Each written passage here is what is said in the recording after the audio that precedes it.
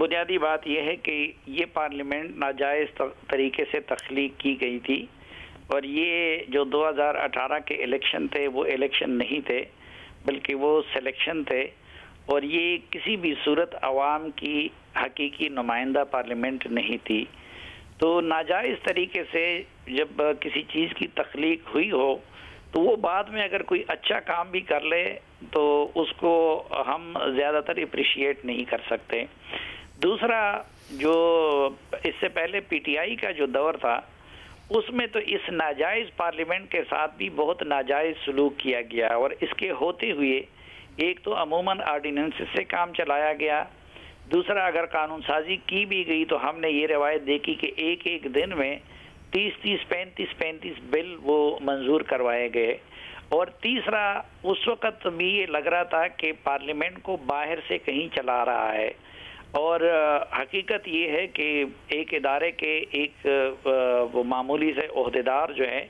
وہ پارلیمنٹ کو ڈکٹیٹ کرتے تھے، وہ بل پاس کروانا ہو، وہ کسی کو ووٹ اعتماد کا ووٹ دلوانا ہو، تو پہلے تو اس ناجائز پارلیمنٹ کی وقت مزید گھٹ گئی تھی اس دور میں۔ اب جب بعد میں Noon League, Peoples Party, J U I اور یہ جماعتیں انکلوڈنگ اختر مینگل صاحب اور محسن داوڑ، ان جیسے جو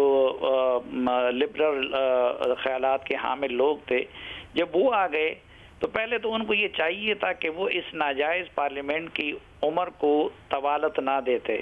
اس کو سندی جواب فراہم نہ کرتے، لیکن انہوں نے یہ غلطی کی کہ انہوں نے اسی پارلیمنٹ کو دوام دیا اور اس سے اپنی حکومت بنا دی۔ اب ابتدائی دنوں میں تو کسی حد تک انہوں نے اس پارلیمنٹ کو صحیح طریقے سے استعمال کیا اور کچھ اچھی قانون سازی بھی اس سے کروائی گئی،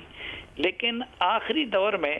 جس طریقے سے قانون سازی کی گئی وہ بالکل پی ٹی آئی کے دور کا وہ ایک ریپلیکا ہمیں اس میں نظر آیا، اور جیسے کہ یہ پی ڈی ایم اور پیپلز پارٹی وغیرہ کا دور نہ ہو بلکہ پی ٹی آئی کا دور ہو، تو یہ جو آخری دور کی قانون سازی ہے وہ میں سمجھتا ہوں کہ وہ اس حکومت میں شامل لوگوں کے لیے بھی مستقبل میں ایک داغ رہے گا، اور یہ بھی ان کے دامن پہ ایک داغ رہے گا کہ انہوں نے ایک ناجائز اور کٹ پتلی پارلیمنٹ کو کیوں سند جواز فراہم کیا اور اس کی عمر کیوں بڑھائی۔